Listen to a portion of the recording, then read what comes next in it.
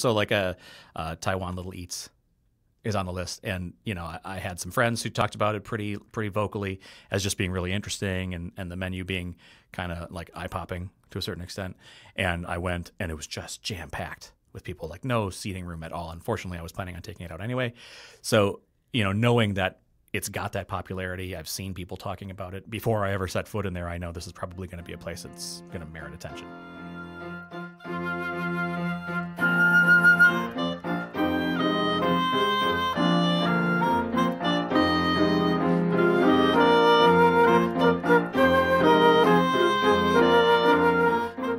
Hello! Welcome to The Corner Table, a Capital Times podcast about food and drink in Madison. We've got a restaurant-themed episode for you this week. One of the things I love about writing about Wisconsin food is the variety, from scalloped potatoes and meatloaf to high-end tasting menus.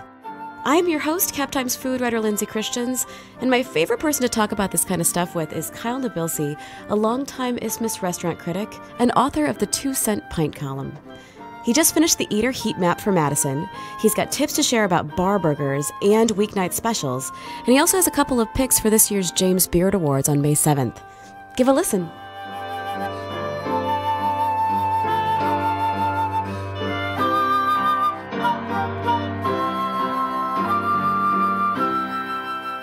Welcome, Kyle. Thank you so much. Thank you so much for coming in today. Yeah. I am excited to talk about restaurants. As always. So, first of all, the James Beard Awards, the big gala business, is coming up in Chicago very soon. As we call them, the Westminster Best in Show of Food. Is that what we call them? Something like that, yeah.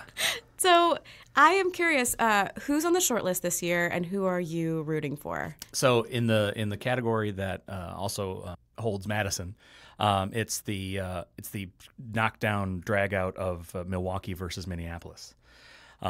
So yeah, we've got there's no St. Louis, which is kind of unusual this year. Yeah, no that's totally unusual. In the short list there, they were in the long list. They won recently too. So, but yeah, it's Bavette and Ardent in Milwaukee versus Tilia, Young Joni, and probably the biggest heavyweight, at least from the Twin Cities area, Spoon and Stable.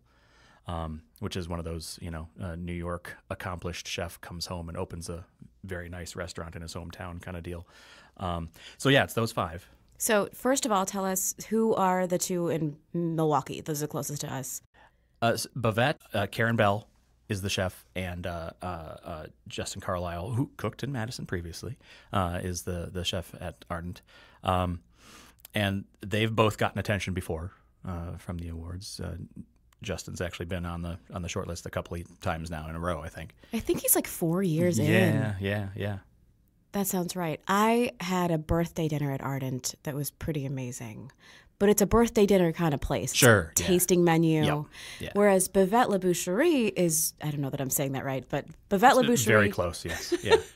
They're more like a butcher shop deli. Yeah, like Underground Butcher if it had seats. Right, yeah. Very neighborhood focused, kind of not like really in your face culinary aspirations kind of thing. It's very comfortable. I went there a few years ago with my husband, and he was looking at the menu, and I think everything had like something where he either had to ask what it was or he wasn't sure that he wanted that pepper on it. And I looked at the menu and I thought, I want every single thing. Yeah, they're like little bouquets of food. Yeah. It's beautiful. Yeah, there's a lot of stuff. Yeah. That goes into them. Yeah. And it's very, I find it very charming. It's the kind of place where like you want to have a glass of rosé in the middle of the day and just like. It's a nice view out the front window too. It's hang like out. Casual little urban cityscape. Yeah. Well, Justin Carlisle's been opening more things in Milwaukee too, right? He's got like a taco place. Yeah. And Red Light Ramen, which is the thing kind of everyone knew him for, at least when he did the little pop-up for Chef Week a little while back,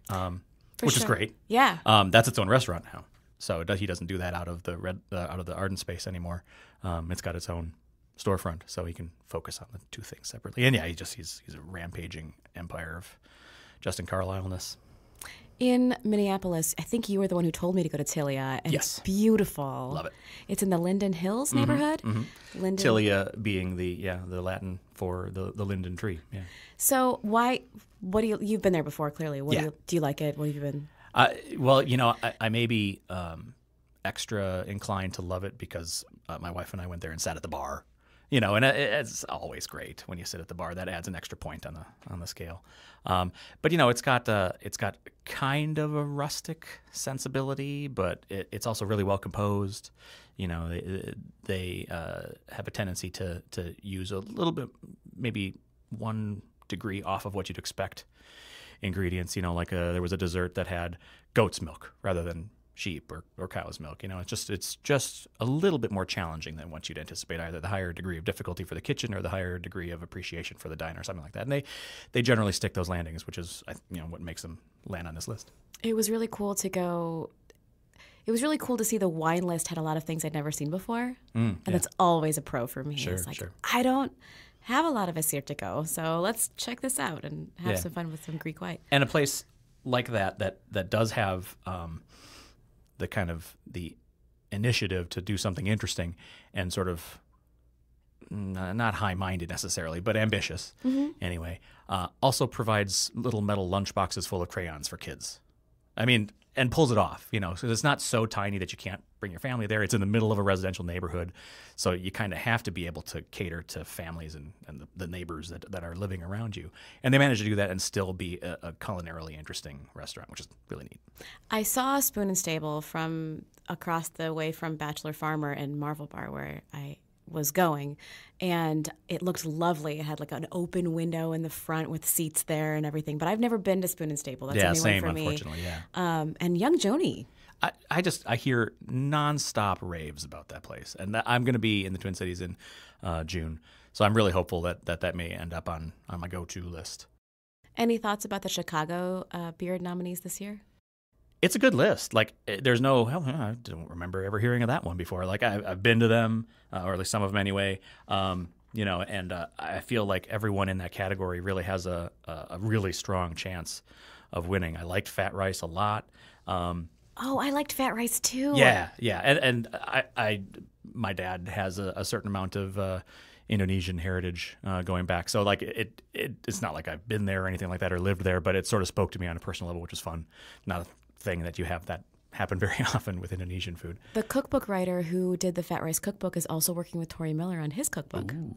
Yeah. Nice. And I have no idea when that's coming out. Right. So. Yeah. But Fat Rice was one where it was an awful rainy day and my bus was delayed and I walked there in the rain and sat quietly at the bar by myself, and it was just so wonderful and comforting. Yeah. And it's got a nice little bar seating situation there too, a little kitchen bar. It's just this really nice spot. And they have a little bakery too that has some pretty delectable kind of guilty pleasure sort of very high calorie treats, which is just exactly what you want out of that sort of thing. The Parachute has a lot of hype for it too. Elska is also, I see that pop up a lot in my, sort of Midwest food feeds. So I think it's kind of a toss-up. I'm leaning Elska, but I think maybe Parachute. All right, cool. So you also work on the heat map for Madison for Eater? Yeah. So tell us a little bit about what is on it this year and how you decide that. So the idea behind the heat map is places that have opened, or you can kind of fudge it with if there's been a significant change, like an ownership change, a chef change, a major menu change, something like that, within the last 12 months. And so the clock for me started when I started working on it, so they maybe opened about 13 months ago or so, but around there. What I want to do anyway is I first of all, I look over the places that I review just because I know them the best. And you kind of get a vibe for what people are talking about, whether it's on social media, whether you see, if there's controversy, diverging opinions, But I do also consider whether or not I could ultimately recommend the place on any measure. It doesn't have to be like an A+ 5-star kind of restaurant. They can be really, really casual. I have Ogden's North Street Diner on there, which is just, it's a little neighborhood diner. There's nothing, highfalutin about it, but it's fun and people talked about it and it was very busy for a while there. I think it still is. Obviously Midmark is on the list. That's kind of like the opening of the last year in a lot of ways. So that's definitely, that measures as hot as talked about. Other places that have just gotten reviews from a number of the publications in town, Longtable, Camp Trippalindee, things like that get talked about either because they were reviewed or get reviewed because they were talked about, that kind of thing. I thought, actually, if it hadn't been outside of the 12 months, I think honestly Sliced Deli, that weird little former Arby's, might have merited inclusion in this at one point just because it garners so much conversation. It's just really bizarre. But yeah, it's basically, where have I gone? Where have I reviewed? Where have I seen people talking about going? Where have other publications reviewed? What's getting a lot of activity on, Yelp or whatever, that kind of thing. Or which restaurants are sort of making their presence known on some of those same venues, where they got an active Facebook presence, active Instagram thing. That kind of helps me direct my radar dish. Yeah, one of the surprises for me, I finally did make it to Camp Trippalindee this spring, and the food was just fun and casual, but I loved the vibe of the place so much now, and the blind was bland. Yeah, I know, right? One vowel off. Yeah. And this just has so much more character, so I'm glad that made the list. Yeah. I loved Longtable when I went there. That was really great. Those boards were really fun. Yeah. That was when we talked about at the end of the year, I think, last year. Yep. That's got to be a fun exercise to do, because it sort of makes you take a step back and look around. Yeah, it gets you out of your own head a little bit. Yeah. I mean, it can start there, but you really have to be able to justify it outside of that. So like Taiwan Little Eats is on the list. And, I had some friends who talked about it pretty vocally as just being really interesting and the menu being kind of like eye-popping to a certain extent. And I went, and it was just jam-packed with people, like no seating room at all. Unfortunately, I was planning on taking it out anyway. So, knowing that it's got that popularity, I've seen people talking about it. Before I ever set foot in there, I know this is probably going to be a place that's going to merit attention. For sure. Oh, and Working Draft. That's one that you've been to. Love it. Yeah. Again, talking about fitting perfectly into its neighborhood. It's not doing anything super crazy. It's focusing a lot on hops, but not exclusively. And they don't necessarily, the focus on hops doesn't infect the other styles that they also brew. You can get an unfiltered Pilsner that isn't like, oh, wow, there's 15 different kinds of hops in this unfiltered Pilsner, and this should be clean and crisp and refreshing and not turn your face inside out hoppy or bitter. So they're doing a number of other styles in addition to the sort of hazy, juicy IPA kind of thing. But they're also doing those, and they're fun. Nice. So it reminds me a little bit of the Isthmus Dining Guide dropped recently, and you do different sort of features for that as well. And I was looking up something the other day about a bar burger, and I realized that I was trying to find that bar burger list that you did. Right. So, and that was what, from 2017? Yeah, that was not the most recent dining magazine, but the previous years, yeah. Right. So you did, tell us a little bit about what that was. So you did like a roundup of bar burgers. What were your parameters? Basically, if it felt like a bar to me, which is really, obviously a very fuzzy measure. It's like the tavern distinction of like, does a tavern have food or not? If a tavern has food, it's usually not the focus. Right? Yeah. So yeah, I try to find a representative chunk of those, because I know obviously there's a ton more than what I covered in this, and I have an idea of maybe returning to it somewhere down the road for volume 2. But pick the places that I knew relatively well, or that I knew people would be like, whoa, why didn't this get on the list, for the first go around? Because there's no guarantee you do a second one. And that, just kind of focus on what makes them distinct as a caribou burger, or as a player's burger, or as an oak crest burger, and what sort of defines the vibe. And I talked to some of the people who worked at some of the various bars. Were there some that you discovered along the way that you hadn't known about? Like, oh gosh, I've been hearing about this one burger at a particular place, and I'm finally going to go and do it. Like it pushes you to do the things you've been meaning to do? Yep. Yeah. The Players was one that I'd heard really good things about from friends, and just had never gotten there, and went there, and it was great. It was really good. The Eagle Crest bar is insane. The burger specifically is insane. It is so big. It's the only one that I recall that actually offered a price for a shared burger. Like, you could split the burger, and it was on the menu as a split burger. It's a 1 pound burger. That's an incredible amount of. Yeah. Nobody needs to eat all that by themselves anyhow. Needs to versus does. I did. How long did it take you? I don't remember. I kind of blacked out about 2/3 of the way through, probably. So yeah, like the places like that where you hear legend of the Eagle Crest burger. Yeah, okay, I finally got to get over there and check it out because it's sort of on my side of town, and it's like, okay, well, this is going to have to happen now. And then you walk in and you see, oh my God, these are 1 pound burgers. No one ever told me that. What happens frequently with these dining concepts is that a nugget from one year will inspire the next year. So the most recent one was the special specials concept, which is basically outside of fish fry and prime rib, what do various restaurants or bars or whatever around town do as a 1 day a week special every week, all the time? It's not just like, well, hey, we got a good deal and the quality of such and such a fish or cut of meat was good and let's do that as a special. But every week, reliably, same special. Same, or like it's going to be a taco, but you're going to figure out when you get there what kind of taco it is. Like the more same, the better. Oh, okay. Yeah. So like the thing that sort of spun off was the secret cheeseburger that Tori Miller does at Estrayon over in the bar. And he's been doing that for a while now.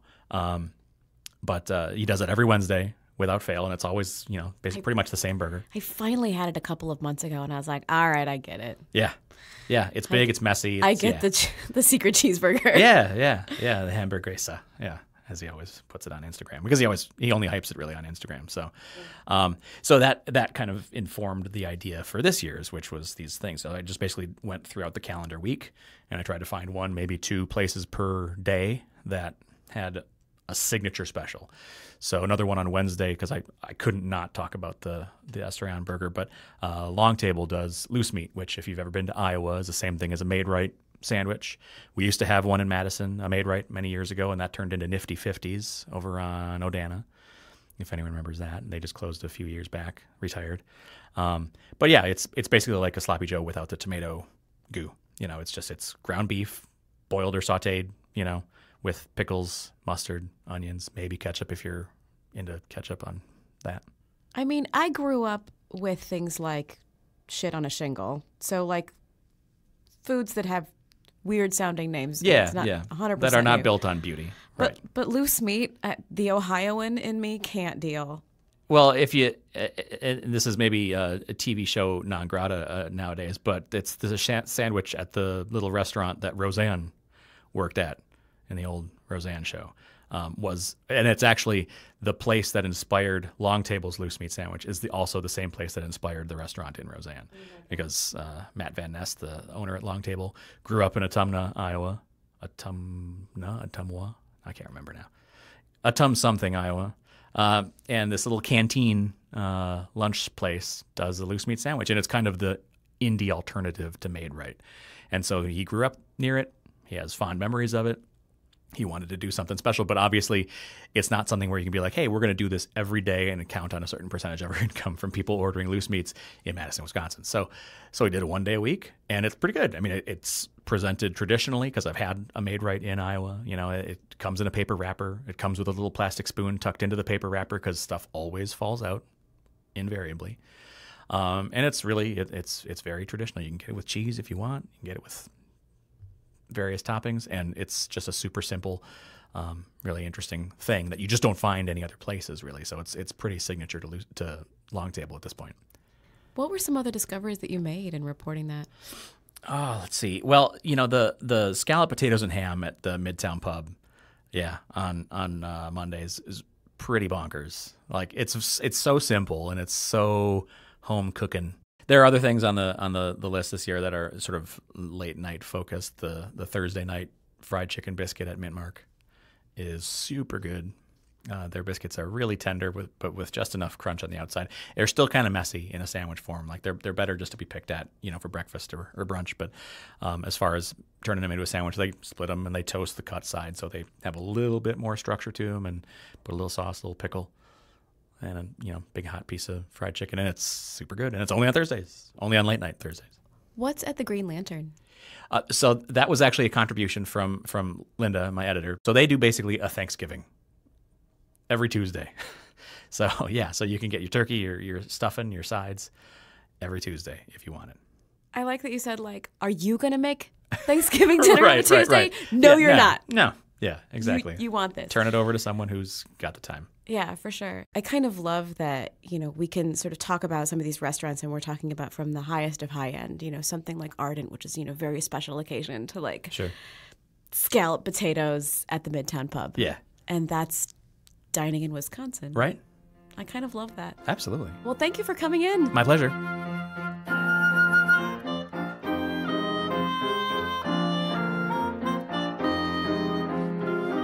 This has been The Corner Table, a podcast about food and drink in Madison, produced by the Capital Times. Our music was composed by Patrick Christians. Check out captimes.com for food and drink news and follow us on Facebook at Corner Table Podcast. Kyle Nabilcy's work can be found at Isthmus, and his Eater Heatmap for Madison restaurants is live now. As always, if you like what you've heard, subscribe to The Corner Table anywhere you get your podcasts. I'm your host, Cap Times food writer Lindsay Christians, and my wish for you this week is a big bowl of ahi tuna poke with all the tasty toppings. Cheers!